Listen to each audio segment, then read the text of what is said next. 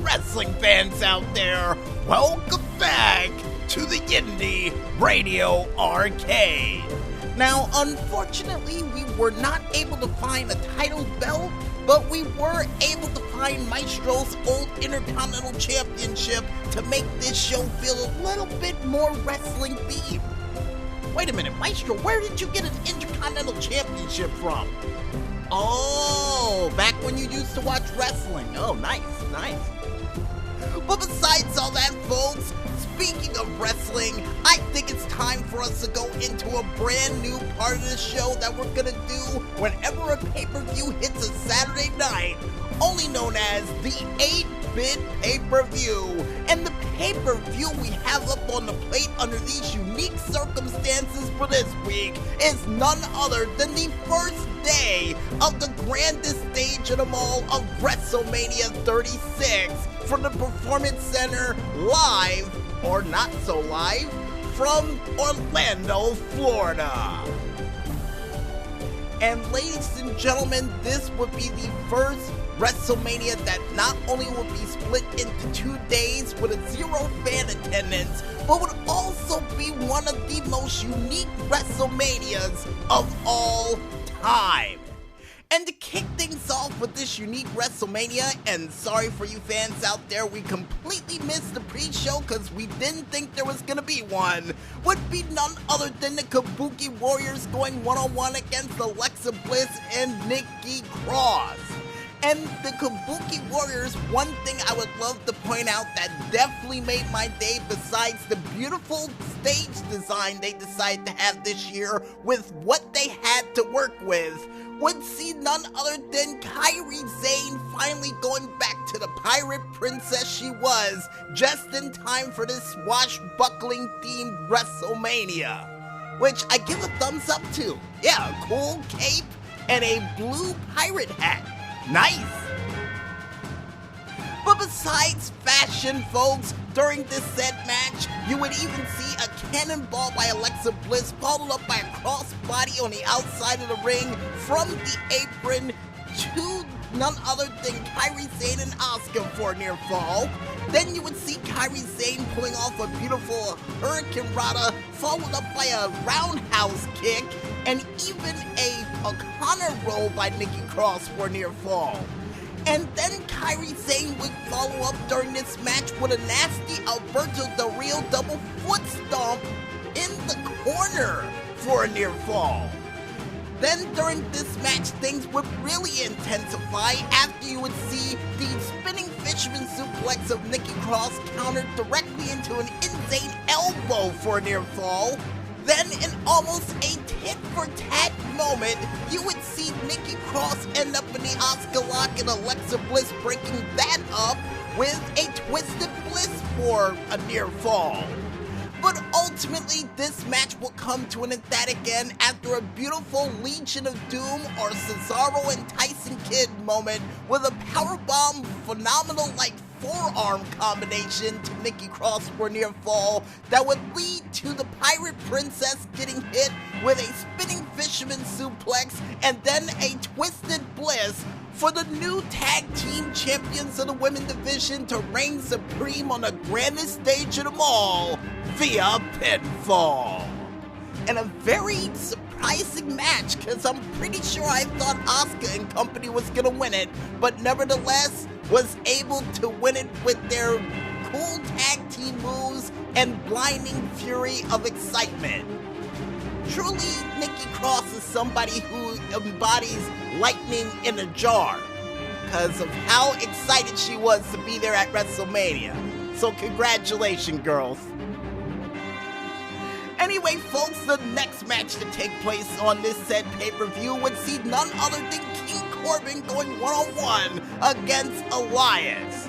And the second the match would start, King Corbin would ask for the match to be thrown out and for him to get counted out in victory, seeing the fact that Elias will not show up for WrestleMania, only for Elias to not only show up, but to hit Corbin in the back with a guitar before the match started, beat the living daylights flag tag out of him outside of the ring, and once the bell ringed, he would beat him again.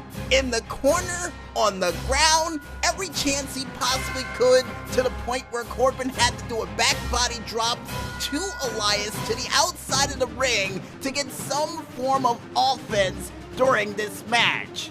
And it would all lead to a near fall for Corbin. But then all of a sudden you would see a royal beheading clothesline from Baron Corbin during this match for a near fall, and even a modified version of the Crossroads by Elias for a near fall. And then, what I was hoping for the longest amount of time, after Baron Corbin was able to pull off a deep six for a near fall, we would see our first WrestleMania-size Tiger knee to the face by Elias for a near fall. But ultimately, this match would come to an emphatic end after Elias would decide, after Baron Corbin would cheat by putting his feet on the ropes to try to get a 3 count, to use the tights of one King Corbin to give him a royal embarrassment after what he did last year, retiring Kurt Angle on the grandest stage in them all, for Elias to finally get his WrestleMania moment in a cheap fashion via pinfall. And not to mention the fact that he was able to win this match after falling 15 feet on the concrete, almost similar to Kurt Angle, where he got chokeslammed from the top of a high platform by the Big Show, is absolutely amazing. And speaking of amazing, folks, the next match to take place at WrestleMania would see none other than the Queen of Spades, Shayna Baszler, going up against the man Becky Lynch for the Women's Championship. And before this match could even begin, in the dead of night, Becky Lynch would arrive at WrestleMania in style with not only a new jacket, but also with a brand new truck. And according to the Maestro, it was the same truck, only it was shinier because she decided to clean it for WrestleMania. Nice! But during this match, that would kick off with a slugfest in Budapest, would see the Queen of Spades and Becky Lynch taking blow for blow by punching each other in the face. That would not last that long, because then you would see Shayna Baszler getting the advantage during this match with not only a Tiger knee to the face of one Becky Lynch, but also swinging her into the announce table, almost similar to what she did to Liv Morgan inside of the chamber.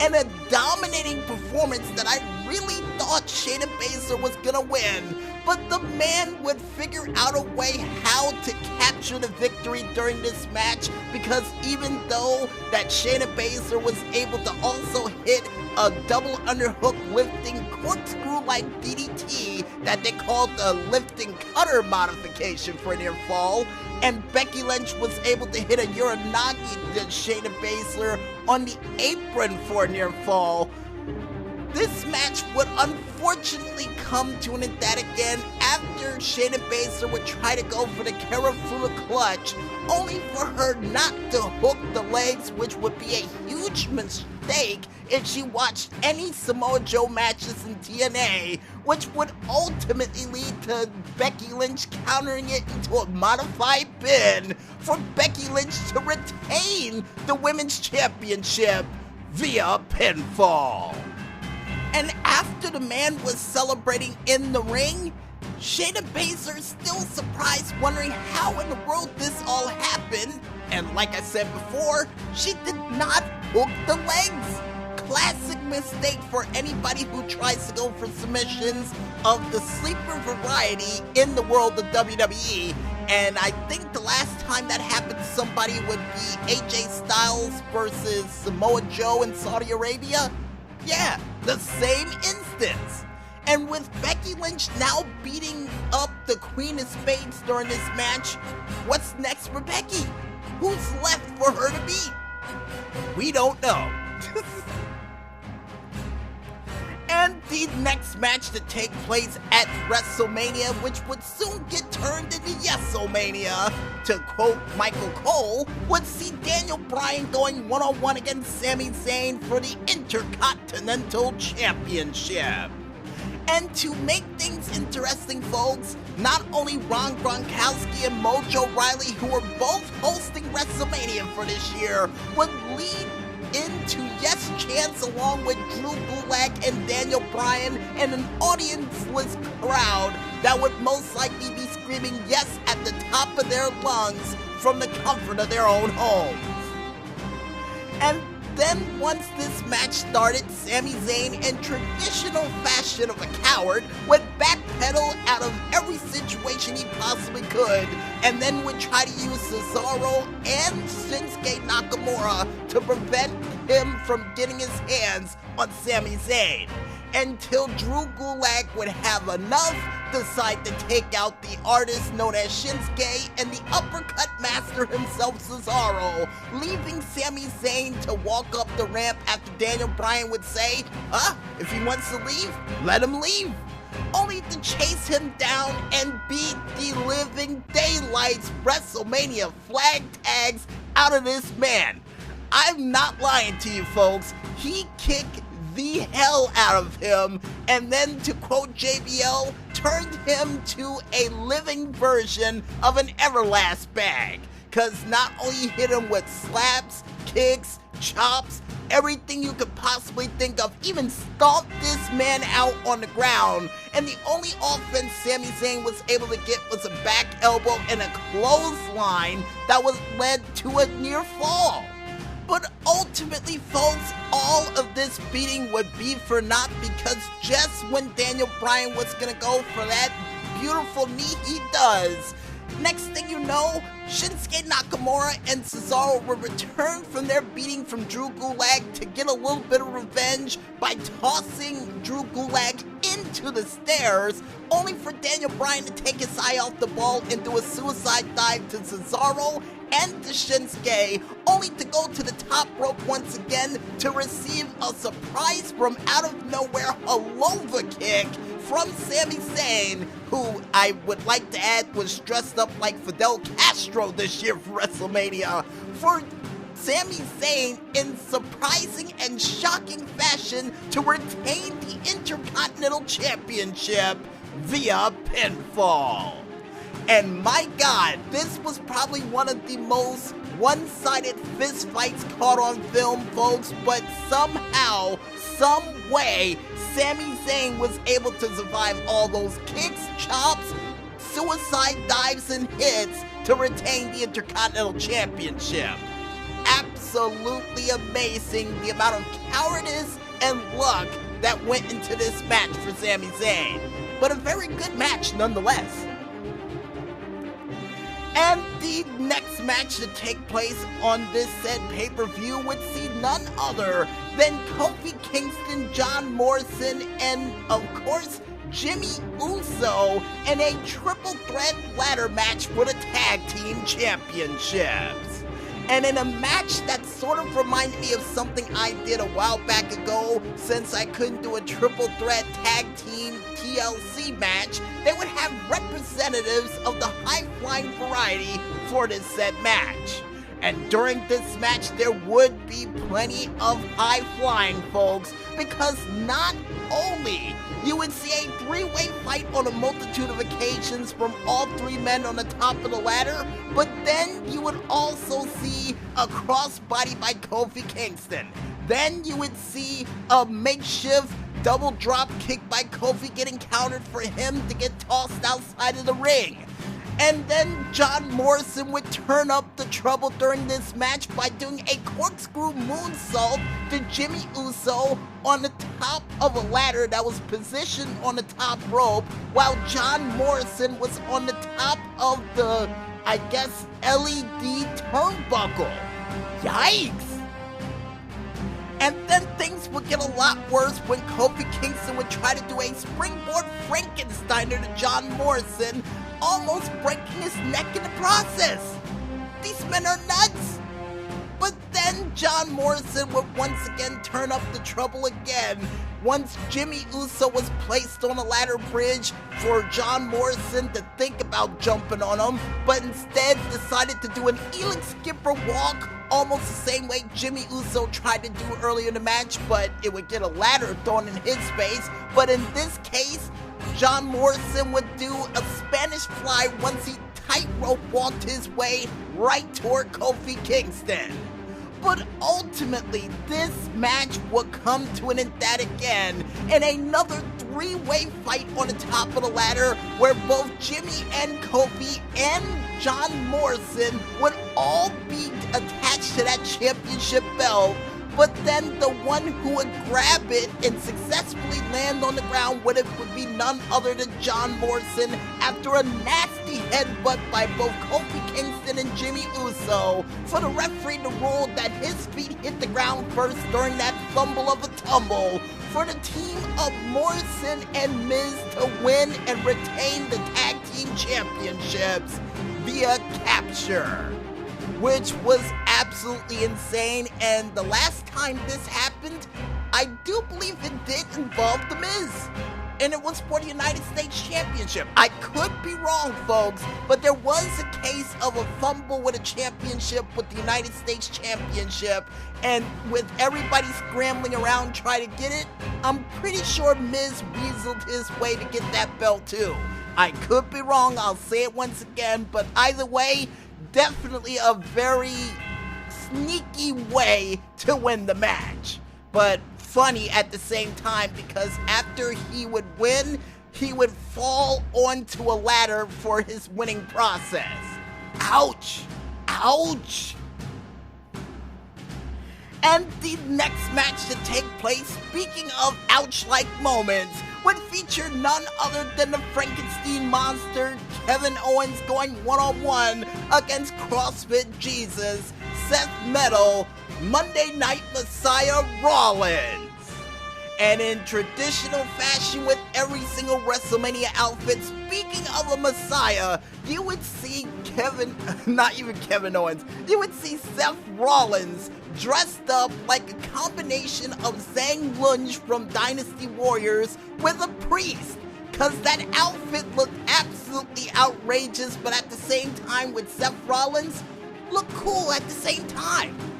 And with him just full of confidence during this moment of WrestleMania he was giving himself, you would see Kevin Owens during this match deliver not one, but two big boy sentons to Seth Rollins during this match, and then would try to stop a running away Seth Rollins during this match, only to receive a big back body drop and even a Falcon Arrow on the apron, for Seth Rollins to continue the attack with two different suicide dives to the outside of the ring, and even a sling blade during this match. But Kevin Owens would counteract with a DDT and even a cannonball, and a Senton bomb, or a Senton bomb, thank you for the correction, Maestro, all for a near fall.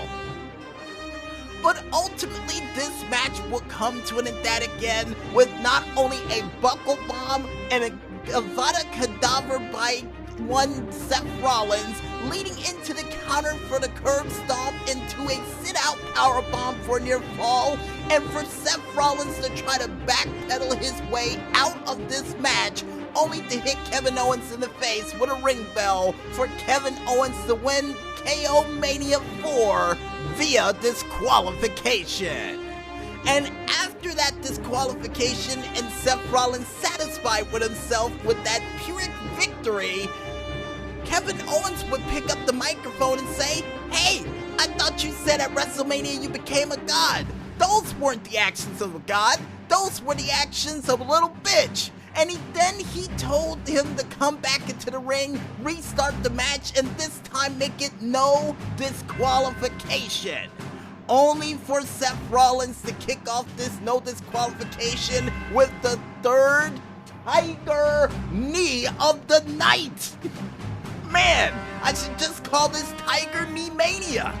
But instead, folks, he would then throw Kevin Owens into the barricade, hit him with stairs, then would say to the Frankenstein monster that he should reap what he sowed and hit him in the back with a chair, only for Kevin Owens to counteract by telling him, "You're still a little bitch."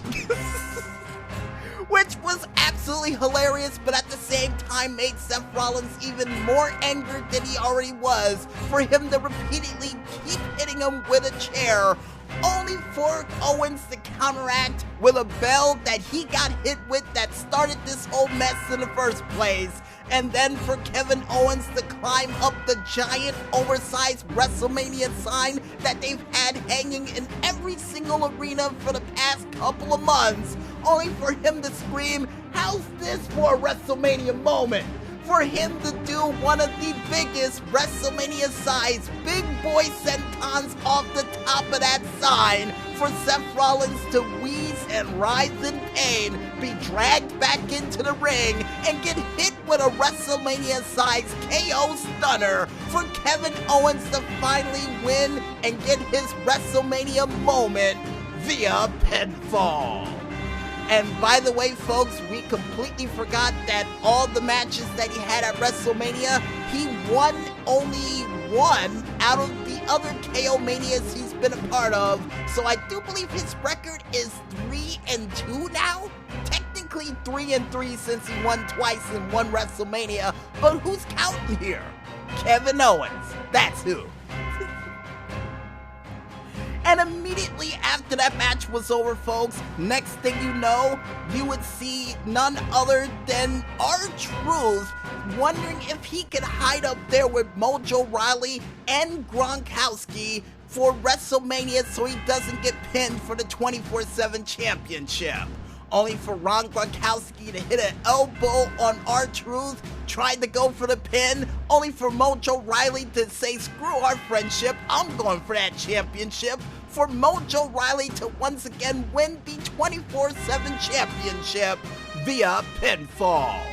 And we almost forgot to mention, and I think we already did, but R-Truth went to the neighborhood of one, I keep forgetting his name. It was the assistant of one Mojo Rawley. That name was highly forgettable. Riddick Moss. Thank you, Maestro. Went to Riddick Moss's house, decided to take the championship while he was going for a walk, and then drive off, never to be seen again until tonight.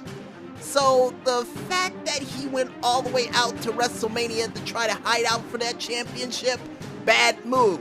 But I got a feeling that it's far from over for that 24/7 championship, and I got a feeling R-Truth will win it back by night 2.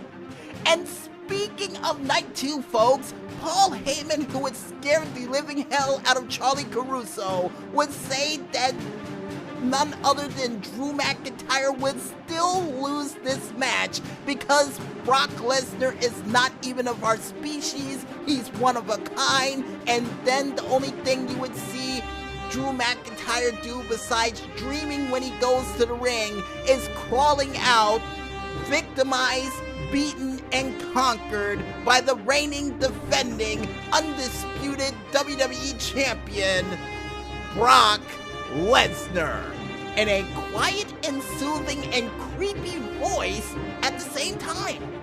Really? Well, besides that premonition and warning from none other than Brock Lesnar's advocate, the next match we would see on WrestleMania's grand stage would be none other than the quilted quick-picker-upper Braun Strowman going one-on-one against Goldberg for the Universal Studios of Orlando, Florida's championship. And the irony that this belt is being defended in Orlando, Florida has never ceased to amaze me. Nor did this match. Because during this match, folks, and yeah, there would be spears, there would be power slams, but most importantly, 3 spears that would lead to 2 counts. Then you would see a 4th spear for Goldberg to try to call for the jackhammer, only for that to get countered into not 1, not 2, but I do believe 3 running power slams, or technically 4 in this case, for Braun Strowman. After 2 years years of chasing this championship, would finally win the gold, or the blue and gold, and finally become your Universal Studios of Orlando, Florida's champion in shocking fashion via pinfall. In a match that I thought Goldberg was going to win, Braun Strowman now lives up to his character in WWE 2K19 and becomes Universal Champion during this match. My God, talk about something happening out of left field. I really thought that Goldberg was going to hold on to this belt till SummerSlam, but it looks like it's going to be Braun Strowman versus Roman Reigns in a pay-per-view that hopefully will be in an open arena near you. Wow. And speaking of wow-like moments, folks, the main event for night one would be none other than the phenomenal AJ Styles going one-on-one against the American Badass himself, The Undertaker, in a boneyard match. And I bet you're wondering at home, why in the world did I call him the American Badass? Well, folks, while AJ Styles would ride in on a hearse, in the back of a hearse, I should say, in a casket, the American Badass would make a return to WrestleMania for the first time since WrestleMania 19, riding a motorcycle with Metallica blasting in the background, and would see him with a brand new look wearing a biker jacket with the Taker symbol on the back, and then would go on to challenge against AJ Styles by beating the ever-living Daylight's flag tag out of him, and then would try to hit him in the chest with a stake, only to miss, get cut, and then beat the crap out of AJ Styles a little bit more, throwing him into the window of the hearse, and even beating the crap out of him on the roof of the hearse as well. Jesus! But things would get just a little bit worse, and we almost forgot to mention, prior to all this, he would throw him into the coffin as well that he rode in on. Yeah. It was a night for AJ Styles that he would never forget, but AJ Styles would counteract with dirt in his eyes and then would decide to punch him in the face over and over again to try to get him to drop into the grave and say you're just a broken down old man the whole time while he was doing it. But then, once AJ Styles looked like he was gonna lose this match, the Good Brothers would come in handy by not only bringing druids to try to help him to try to beat the dead man, that wouldn't work by the way, but then would try to hit one Undertaker in the back with a shovel. But that wouldn't work because then they would still get the crap beaten out of them. But it would give enough time to AJ Styles to decide to hit Undertaker in the back with a tombstone. Hitting Undertaker with a tombstone. Now, if that's not irony, I don't know what is, but it would ultimately lead to AJ Styles finally putting that broken down old bitch, as he would say to him during that whole conversation toward that grave, into the grave. Only for AJ Styles to try to rev up that tractor and put dirt on the top of the dead man, only for the dead man to pop up right behind him. For AJ Styles, just like everybody else at home, to be perplexed and wondering how in the world you're still up, I can't believe it's not butter, and run to the roof of the barnyard that they were fighting by, only for Gallows and Anderson to try to stop him, for Gallows to get thrown off the roof of the barn, and for Anderson to suffer a WrestleMania-sized tombstone pile driver on that roof. Which makes me wonder, how sturdy is that roof that he can get tombstoned off it? But we would find out how sturdy it would be in another couple of seconds, because AJ Styles, who was backpedaling and still wondering how in the hell the dead man's still walking, would then see a wall of fire pop up from behind, only for him to get chokeslammed off of that roof onto the broken fence that led to this whole mess in the first place. And we almost forgot to mention, during this insane match, AJ Styles speared Undertaker through a broken fence, or through a fence or a wall or whatever it was. Either way, it would be a horrible landing for one AJ Styles. And then you would see the dead man say, "Oh, I'm a broken man. How's my wife? What's my wife's name?" Come on, get up. You put up one hell of a fight.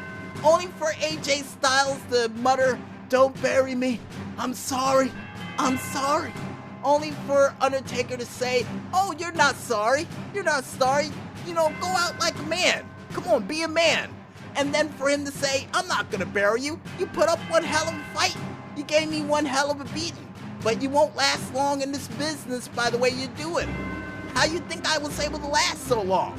And then for Undertaker to give AJ Styles one good hug, walk away, and then Spartacus kick him right directly into the grave, turn on the tractor, and bury AJ Styles in a good amount of dirt for the mission to be accomplished and for AJ Styles to rest in peace. For Undertaker to remove the moss off the headstone, for AJ Styles' name and date to be written underneath it, and for AJ Styles' glove to pop up out of the dirt, and for the dead man to ride off into the sunset with pyrotechnics and his Undertaker symbol flashing on the top of that barnyard, for night 1 of WrestleMania to wrap up for this year.